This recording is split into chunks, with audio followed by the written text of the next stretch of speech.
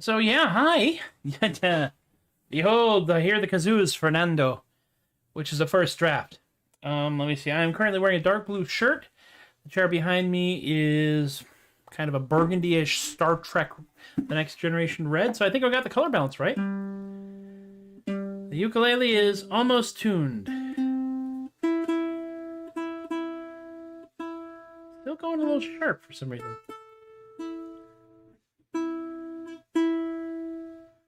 Of course, once I say that, it starts going flat. Why? Because the universe is perverse and likes its comedy. I love these little tuners. The Snark tuner is quite possibly one of the finest objects to be manufactured here in the United States. I think it's manufactured in the United States. It's definitely one of the finest objects to be in the musical instrument world, especially if you play a stringed instrument and have little talent. How are you? Yeah, something might as well be balanced. Broke into the old apartment. This is where we used to live. I'm not going to play the entirety of that song, but that song came into my head today because we are closing in on the 5-year anniversary of when we got the keys to this place. Now, we didn't actually move into this place until July. We did a whole bunch of stuff to it before then, and we're extremely irritating to our landlord because we were not. We told them that we were moving out in August, and our landlord wanted us to move out earlier, and we said no because we don't know when the house is going to be ready. So that was fun.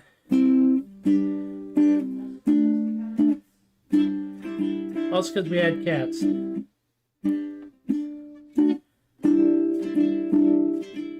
This is a weird chord. It's not actually a C chord. It kind of doesn't resolve. But aside from that, welcome to show 202, 020202020202 020202 in 2021. Well, you know, I have no idea how this is going to go. It's a Thursday. It is the 11th of March. We have made it this far. A number of exciting things have happened in the world of politics, and a number of irritating things have happened in the world of people trying very hard not to die from a preventable pandemic, but that's all right. Apparently, I have a count on the counter thingy again. The chat thingy now tells me how many people are actually watching the show, theoretically. I do know there's a caveat. If I happen to be on a browser and on not in the tab that's in the front, Facebook will say, nah, he's not really watching. We won't treat him that. We won't behave like he has actually paying any attention. And that's okay. We have made it this far. Holy crap. Before we get much further, I do want to say, of course, that we are sponsored unofficially by Ray's House of Monoliths. We deliver. Don't ask how. Get yourself a monolith. Put it out where everyone can see. Yeah, get yourself a monolith. The absurdity will set you free. It doesn't really matter whose party that you're with. So let's all make it weird. Get yourself a monolith. Ray's House of Monoliths, we deliver. Don't ask how. All right, we get that out of the way. Today's show involves one filk, one original tune, one folk, and one cover, which is about everything that I do, honestly. That covers the entire gamut. If a gamut can be covered, and if a gamut can be covered, make sure you cover your gamuts carefully during the cold winter months. So, let me see here. What we'll want to do is go straight into what brought me to the party, honestly. A song that is dedicated to and inspired by my friend Cameron, who claimed that they were, in fact, 3 possums in a trench coat. And 3 possums in a trench coat was funny, so I figured 6 possums in a trench coat is even funnier. The existence of a monolith necessitates the existence of a polylith. Well, you know, those are the kind of thoughts that kept me out of the really expensive colleges. So, there we go.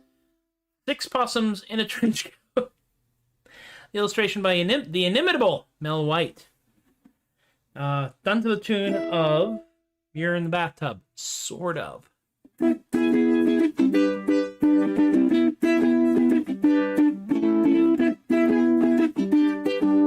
Yeah.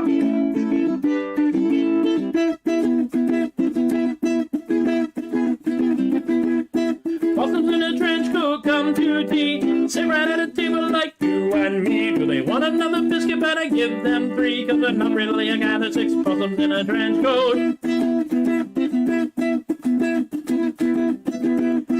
Possums in a trench coat go to town. Got themselves an Uber, couldn't flag it down. The driver wouldn't stop, no, he just kept on going, 'cause he didn't want to drive 6 possums in a trench coat. Possums in a trench coat see a show. Do you give them just one seat or the entire front row? Do the possums in the middle just peek out through the buttons? Man, I got so many questions for 6 possums in a trench coat. Bridge! Bong!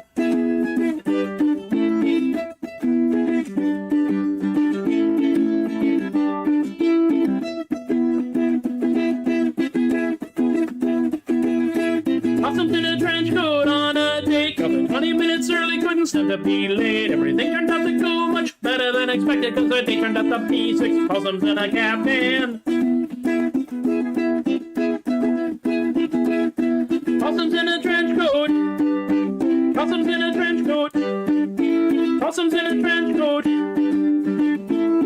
6 possums in a caftan.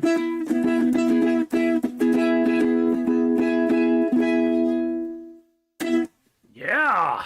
All right. My thumb has survived that song, which is arguably the most violent and fast one that I do.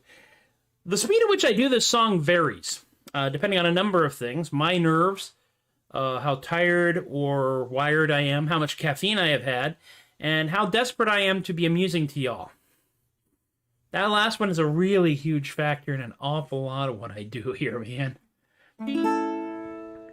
And this show actually is very much about songs other people have inspired me to do, now that I look at the list.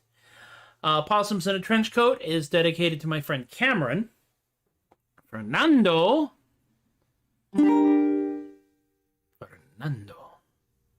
is dedicated to my friend Lucky.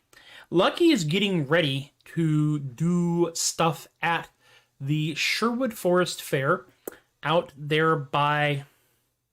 Is it McDade? It is McDade, isn't it? It's wherever the heck the barbecue is that Sherwood Forest Fair is. You get on Highway 290 and just go east, young man, out of Austin, and you drive through much more of a town than used to be there. Or you can take the tollway up and around and come at it from the other side. But it's on Old Potato Road, which never ceases to amuse me. This implies the existence of a new Potato Road, so there you go. And what Lucky told us in a social media post, rather a year ago, is that anytime they encounter a jumping spider, which they encounter a lot because they work out where the buses don't go in the forest, doing Renaissance festivals, they always name that spider Fernando. And I had just found this chord earlier. It's like, I didn't know what to do with it until they told me about Fernando, and then it was like, Fernando. Well, crap, now I gotta write a song.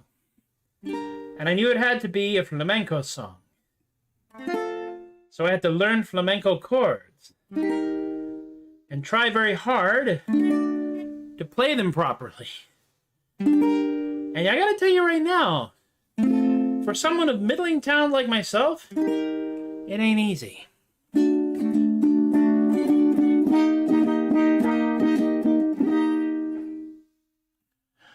Eight little eyes and 8 little legs and 1 heart big as a tree. This tiny belly and jumping spider is a boon companion to me. Fernando, Fernando,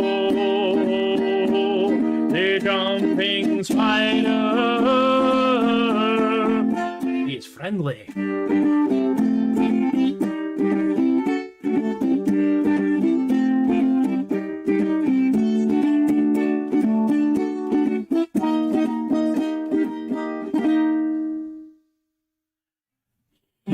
Want to make you cry, to scream, shout, or to bellow. When he leaps up and he lands on your shirt, he just wants to say hello.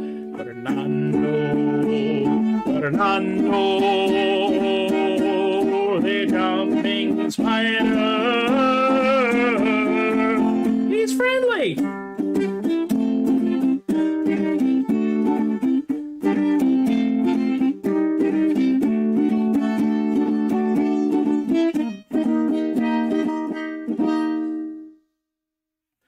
He is just looking for an amigo, he don't want to make you cry. But when he leaps up to say hola, you might just scream really high.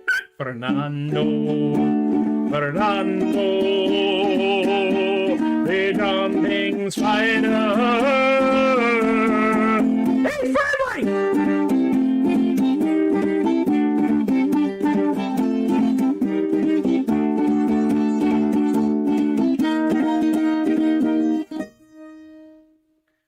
Fernando. Away! It is one of my goals to do this in a live performance, and by like the second or third time that I have done the live performance, to have audience members join me in just screaming he's friendly at the end, because it will confuse and frighten all of the other acts and booth vendors within a radius. And they will wonder, what is this maniac doing to get these people all shout like that?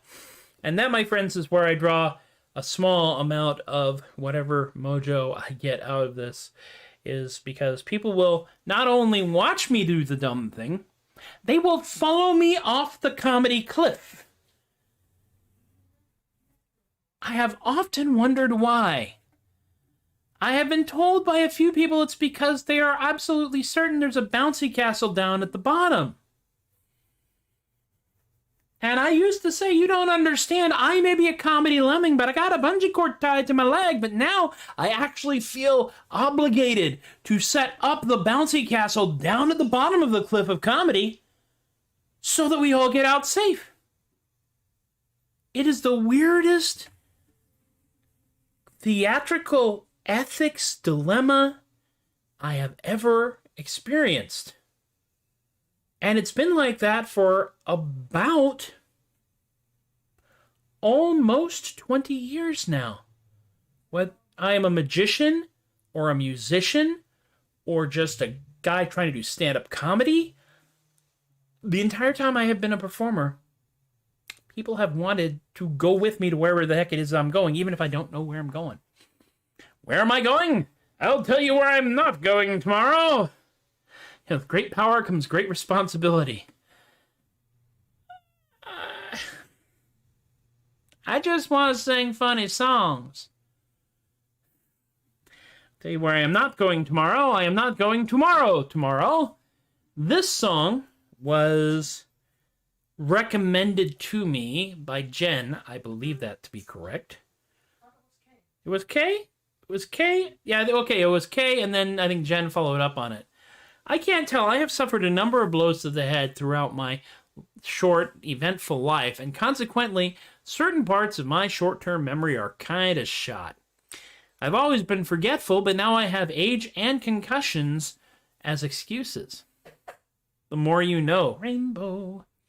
This is a minstrel song. It's setting up bouncy castles at the foot of the cliff of comedy. Yes, it is. Kay is now assuring me that it is, in fact, him who gave me this. And I had to go find it. Like many people, I first heard this when I was a young lad watching UHF channel television, because the Muppet Show, which ran on independent UK television, was also syndicated to UHF stations. And UHF stations, this is long before cable.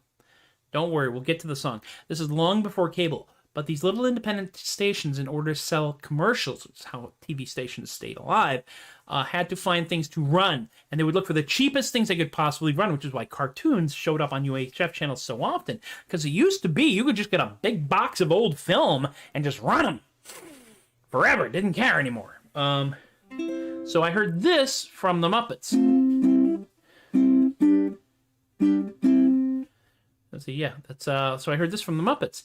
And this was actually based on a music hall song, which was picked up by the Kingston Trio, which I think is where the Muppets got it. So that's how that works. I still don't have this memorized, so I'm going to attempt to use auto-scroll on ultimateguitar.com, and we're going to do it. See, I told you I was going to get there.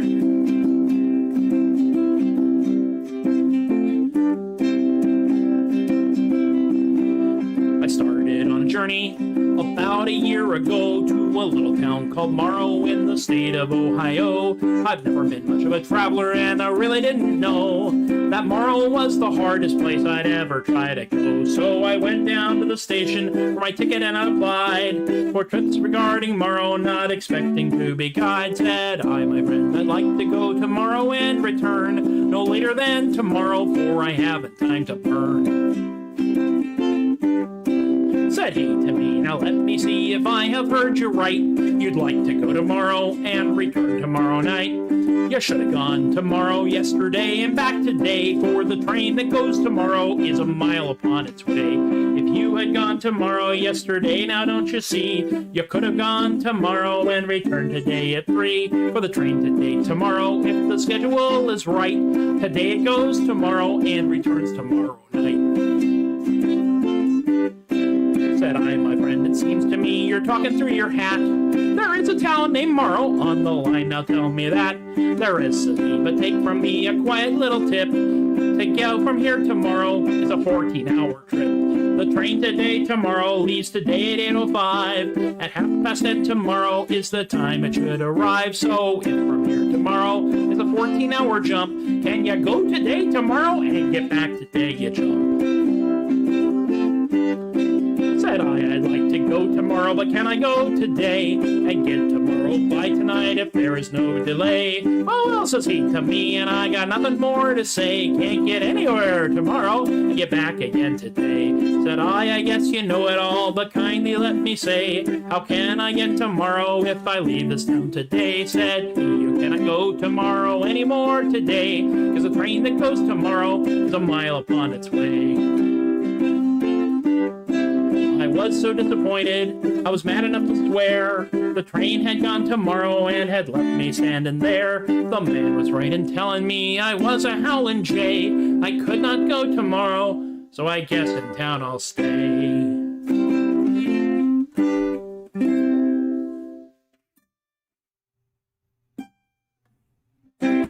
There we go. I do enjoy that song a lot. I'm getting better at it. You can tell when I'm not entirely certain how quickly I'm able to keep up on this when I just keep fluffing the... If I just add more C chords in between the verses, but this time, I think that's about the right... I think that's performance speed, as they used to say in the choir industry. And you know, we did this on show 200, but it seems right, and it's almost tradition. This is like final show song, because we have reached the moment we've all been waiting for, the last song in the show. More to the point, the last song in the week. So I think we need to just knock this out. Problem is, there's a button over there that I gotta push, but I can't push and play the chord at the same time.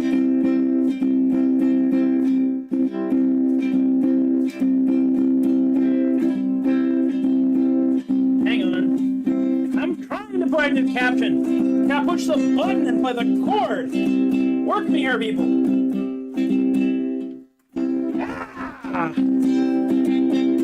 Eat BERTHA'S mussels, they're the best there is by far. You can eat them in the dining room, you can eat them in the bar. So when you're ashore in Baltimore and you fancy a bite to eat, just follow your nose to BERTHA'S and you'll be in for a rare old treat. Well, the sailor came to BERTHA'S with a problem most severe.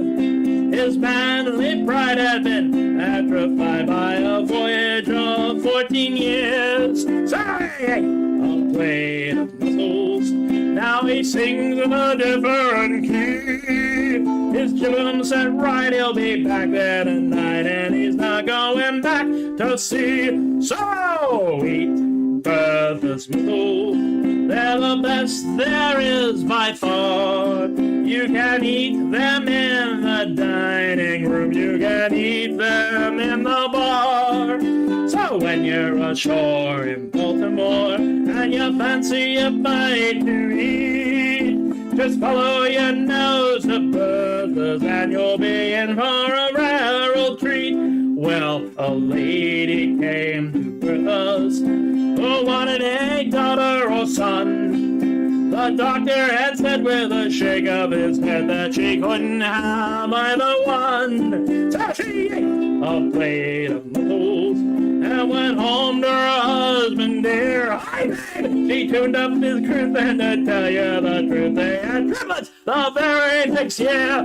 So eat BERTHA'S mussels. Hi, babe, they're the best there is by far. What? You can eat them in the dining room, you can eat them in the bar. So when you're ashore in Baltimore and you fancy a bite to eat, just follow your nose to BERTHA'S and you'll be in for a rare old treat.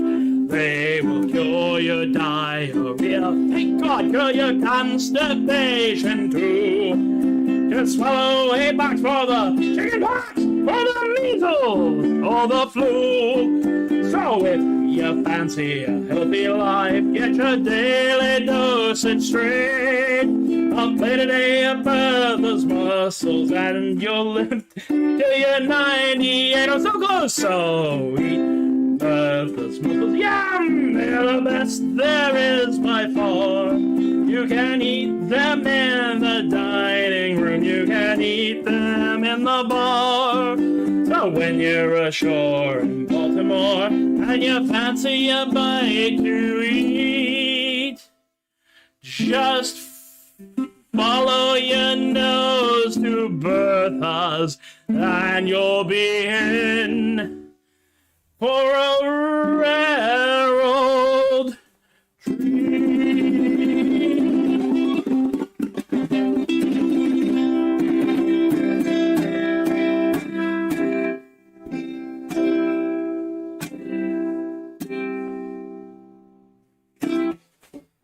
And so we come staggering in, wearing a road cone for a hat, carrying an unattributable chihuahua under one arm, an entire collection of the writings of Oscar Wilde under the other, one foot in a bucket, and the other foot not in a bucket. To the confused and bewildered spouse waiting at the door of the final part of this Tobias the Adequate Troubadork show. I had no idea where I was going when I started that. Oh, thank y'all for hanging out with me again. The more you hang out with me, the more I am motivated to do this, and we will keep doing this as long as it is fun, and as long as I am not working in the office full time. We are still under the glowering, lowing pandemic, and as such, I still work from home most days. One day this will change, maybe, probably. And when that happens, we'll figure out when we will get together and do this regularly. Hopefully, some point that will actually involve going into either a big open field, segmented off by bits of burlap and plywood and driftwood and such, or into some kind of enclosed theatrical environment with chairs and drinks and bathrooms and climate control. It could happen. Honestly could. And we will gather together and we will do these silly things, which help us to cope with the rest of the day. All right. So let's do the thing. We'll do the thing. The thing will always be done by me. That's part of it. Why you're professional, you always ask for money. That's what makes you a professional as opposed to just a random idiot. Well, I am a random idiot. Occasionally I get paid. And I get paid through paypal.me/theadequate and Venmo @theadequate. Eric, Robert, Rick, Emily, and Miranda have thrown bucks in the bucket there. My amazing Patreon patron peeps, Jen, Joe, Alexi, Austin, Chris, Teppo, Shay, Linda, Ann, Stephen, Rob, Alicia, Relly, BK, Richard, Brian, and Lorene contribute on a monthly basis for adequacy in our lifetime, and that money goes into making this show more technically sound and occasionally improving the instruments that I play. This bad boy right here is one of the results that happened from that, and I thank you all. This is a lovely thing. It actually has, look at that, I can plug an amp into it. I could actually do, like, you know, an amplifier now, so that's good, because I am in my 50s now, and although I can project into the back rows, why? You can find me, of course, at theadequate.com. I'm at theadequate on Facebook, Instagram, and Twitter. I'm at Tobias the Adequate on TikTok and Tumblr, soundcloud.com/Matthew-Laguerre. THUD Bucket is death metal you can laugh at. We're still working on even more things. We have 3 music videos out. We're going to work on a 4th one and a 5th one. And I hope we're not going to try to do videos for all of them because we are faced with the ridiculous challenge of putting together music videos when we are separated by a continent during a pandemic. I will say that if there are any animators out there or people who know animators who are willing to work for a combination of a stipend and valuable exposure dollars, I'd like to talk to them. I'm going to just put that out there here because that way I'm not, really fleshing it out here. It is a 2-person death metal comedy band, so you can kind of guess the budget that we're working with. But I would still like to talk to them because we have ideas. Oh, do we have ideas? It's kind of terrifying. And that, my friends, that is enough out of me for one day and for the week. Those of you watching live, those of you watching on replay, because I am big in syndication, thank y'all for hanging out with me once again. We will do this again next week. Next week is also the chronological anniversary of the first time I ever did this. We've done it on Friday. That will be approximately 366 days, because it'll be the 1-year anniversary on the first time I did it. So, be good to yourselves. Be good to each other. Be kind, be careful, take care. Be silly whenever possible. And thank you all. You've been wonderful. I've been Tobias the Adequate. Thank you for encouraging my behavior, and I'll see you next week. Aloha.